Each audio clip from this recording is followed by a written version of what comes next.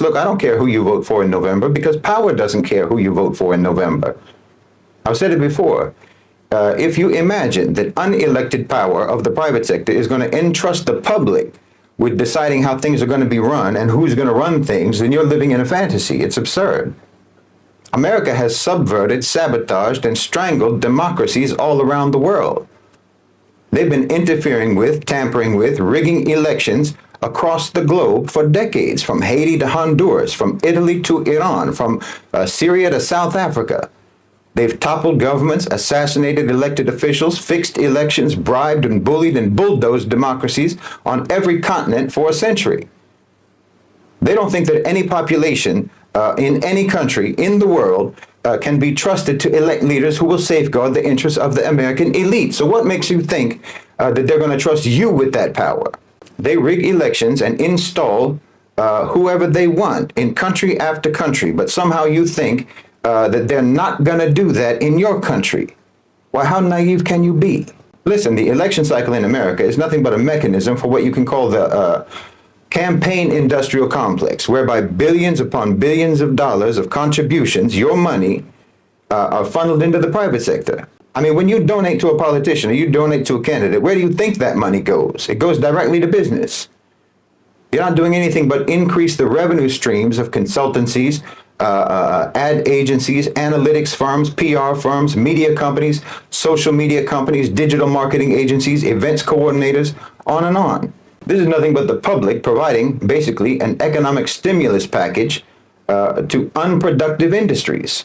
It's a wealth transfer that you yourselves are participating in. You're literally just donating money to the private sector and getting nothing in return. Getting nothing in return except that you get to watch the most expensive fan fiction movie about democracy ever produced. I mean, look at the Democrats. Kamala Harris was just appointed as the nominee. She wasn't voted for. This is straight up succession, not election. There were no primaries. She hasn't had to outline her policy platform, and no one needs her to do that. All she has to do is to not be Donald Trump. This is the logic of demonization versus policy debate as a campaign strategy. No candidate has to win your approval as long as the whole election is framed in the lesser of two evils scenario. And what's the point of that? To make the pre-programmed win seem plausible, that's all. And to not leave any opening for dissent to manifest that might make the win seem implausible. Because, for instance, if voters actually have demands of this candidate or that candidate, and the candidate fails to address those demands, then it could cast doubt upon their eventual victory. And inevitably, if a candidate does address voter demands, well, that will always end up alienating some other faction of voters. So we don't talk about issues. We don't talk about how to deal with issues. We just rally behind our party's candidate in lockstep, because the other party's candidate is literally the devil incarnate. When you're operating in the lesser of two evils framework, you're always going to have decidedly low expectations of your chosen candidate, and that's perfect when the election is already fraudulent in the first place. So this uncomplicates the rigging process. Yes, I said rigging, and don't think for a second, don't you imagine that that's a conspiracy theory, that the U.S. rigs elections. But between 1946 and 2000, America is documented to have interfered with, tampered with, malignly influenced or outright rigged at least 88 elections from Europe to Latin America to Asia to Africa. So again, if you think that they'll do this everywhere else, but your so-called democracy is pristine, I would have to ask you why you think so. Why would it be more important to the power structure to control the outcome of an election in, say, Guyana, than it would be for them to control the outcome of an election in the United States of America? Because yes, Guyana is one of the countries where America rigged elections in the past. I'm telling you, I don't care who you vote for, because power doesn't care who you vote for, because the outcome is not determined by you. You know, Biden stepped aside because his pre-programmed victory could never be convincing. But look, Biden himself, the fact of Biden, a man who is literally in late-stage senility, a man who is visibly disintegrating before our eyes, the very fact that he was not only president, but was absolutely going to be run for another term, despite being a cadaver on strings, that should let you know that power does not reside in that office. Politicians serve two functions. The first is to distract you with the performance of democratic government, and the second is to be effigies that can be burned to satisfy public anger when the policies dictated by the private sector impose misery on the population. So when an American asks me who should they vote for, or when they say that this one is better than that one, or at least not as bad as that one, and what do I think, and so on and so on and so on, well, you may as well be asking me about which Marvel superhero is better than the other, because you're not talking to me about figures who have any real significance with regards to policy. You're not talking to me about figures who actually exert any control over anything. You're not talking about the real existing power structure. You're asking me to give you an opinion about a fictional scenario in which your government wields independent power. As long as you're fixated on this charade, there's no danger whatsoever of you ever having any impact on policy. You're just facilitating and collaborating with the divide and conquer tactics of the owners and controllers of global financialized capital. And I don't know how you can be so propagandized, to be honest. I don't know how you can be so propagandized that you can't even notice that actually your own media does tell you every day that the government is not in charge. I mean, how many times have you read, or how many times have you heard in the media, the market will decide? We'll have to see what the market does, and so on. But when they say the market, they don't mean you and I. They mean big business, multinational corporations, asset managers, stock market whales, not voters, not citizens, not Democrats, and not Republicans. You live in an oligarchy, and your so-called democracy is only performed as a distraction to keep you from noticing that fact. Now, for this election in the U.S., as I've said, Harris and Trump are just mascots representing two different factions of the OCGFC. And it's going to be just like what happened in Venezuela. The only way that Trump can win is by trying to out-rig the election rigging of the Democrats. But the Democrats are the incumbents, like Maduro was.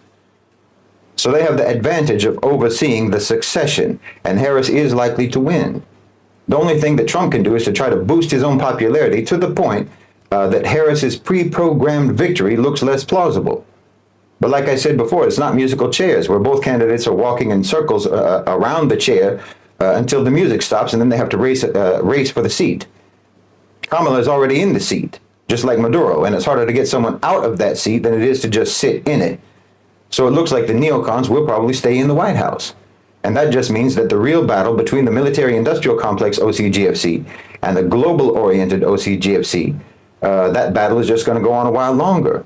But if you're fool enough to think that you have to drop everything in order to ensure that Kamala Harris will win and Trump will lose, well, then you're literally like someone who can watch those old Roadrunner cartoons and still get worried and anxious about whether or not the coyote is going to catch him.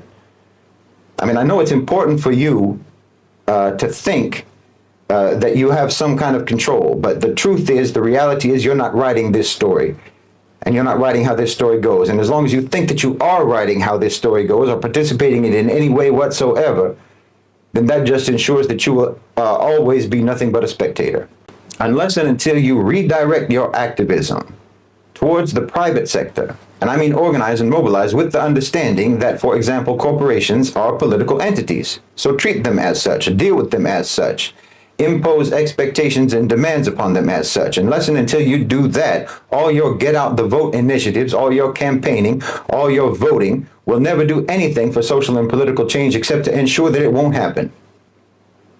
Boeing, for example, just used your government to make around $20 billion. Boeing, Raytheon, and all the other merchants of death and destruction. They just got $20 billion of your money to keep the genocide going in Gaza.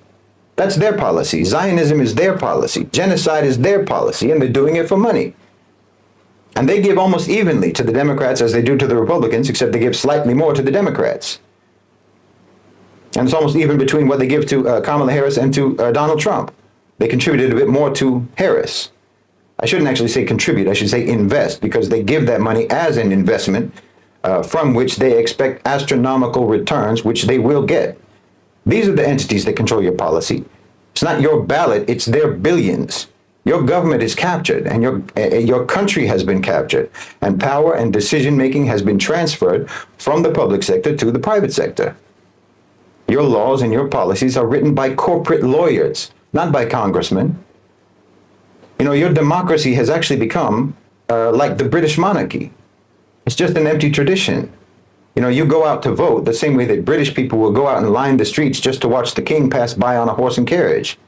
It's just a nod to the lore and heritage of your society. It's a ritual that has no real significance beyond the psychological and the emotional. It's a collective, society-wide, self-soothing gesture.